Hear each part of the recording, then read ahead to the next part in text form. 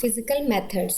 Moist heat जो है वो मोर इफेक्टिव है ड्राई हीट की निस्बत because it can penetrate to microbial cells. उसके अलावा मॉइस्ट हीट जो है वो प्रोटीन्स को डीनेचर कर देती है। इसकी एग्जांपल में ऑटोक्लेविंग आ जाता है जो कि मॉइस्ट हीट स्टरलाइजेशन है। इसमें हम क्या करते हैं कि ऑटोक्लेव में हम प्रेशर अप्लाई करते हैं 15 पाउंड्स पर square inch and temperature within this maintain at 121 degree Celsius for 15 to 20 minutes. Autoclaving जो है वो लाइक अ प्रेशर कुकर। इसमें आप जो है वो प्रेशर अप्लाई करते हो। Water normally boils at 100 degree Celsius but when under pressure water boils at higher temperature. Autoclaving में क्या होता है कि मटेरियल जो भी स्टेरिलाइज करना है उसको आप 15 पाउंड्स पर स्क्वायर इंच प्रेशर अप्लाई करते हो और उसको इस ऐसे के प्रेशर कुकर लाइक अपरेटस में रखते हो। प्रेशर में जब प्रेशर अप्लाई किया जाता है और टेम्परेचर इंक्रीज़ किया जाता है तो जो रेजिस्टेंट स्पोर्स होते हैं उनको भी हम किल कर सकते हैं। Autoclaving is ideal for both vegetative organisms and endospores. इसमें हम वेजिटेटिव बैक्टीरियल और उसके अलावा एंडोस्पोर्स जो हैं उनको भी किल कर सकते हैं। Dry heat kills micro organisms through a process of protein oxidation rather than protein coagulation. Dry heat की एग्जांपल्स में हॉट एयर स्टेरिलाइजेशन और इंसिनरेशन आती है जिसमें हम डिस्पोजेबल जो भी सब्सटेंसेस हैं उनको हम जला देते हैं, बर्न कर देते हैं। Physical methods.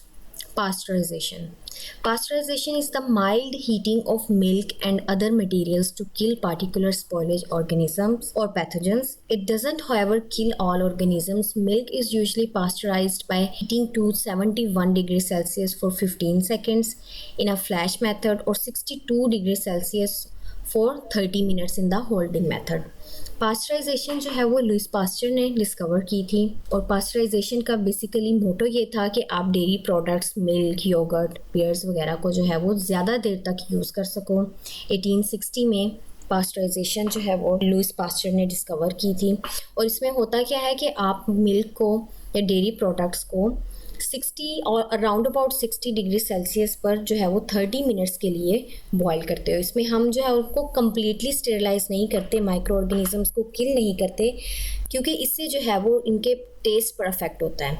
तो हम लोगों का गोल ये था कि टेस्ट भी जो है वो उसका ठीक रहे और उसके अलावा वो ज़्यादा देर तक हम यूज़ भी कर सकें। इसके लिए इसको जो है वो नॉर्मल टेम्परेचर पर बॉईल करते हैं और अगर टेम्परेचर बढ़ाएं लाइक 60 से 70 डिग्री सेल्सियस कर दें तो फिर टाइम हम कम कर देते हैं, 30 मिनट्स टू 15 सेकेंड्स पर आ जाते हैं। उसके अलावा अल्ट्रा हाई टेम्परेचर पास्चराइजेशन में उसको हम round about 140 degree Celsius temperature देते हैं लेकिन टाइम जो है वो बिल्कुल कम 2 सेकेंड्स होता है। लो टेम्परेचर हमने जैसे पढ़ा था कि ये माइक्रो ऑर्गेनिजम्स को किल नहीं करता, उनकी ग्रोथ को इनहिबिट कर देता है, रोक देता है।